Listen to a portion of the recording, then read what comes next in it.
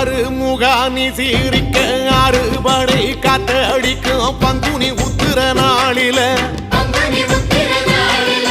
வள்ளி ரதம் துள்ளி வரும் தெக்கல பழனி மலையில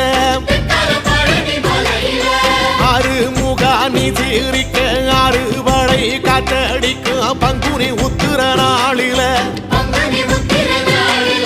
வள்ளி ரதம் துள்ளி வரும் தெக்கல பழனி மலையில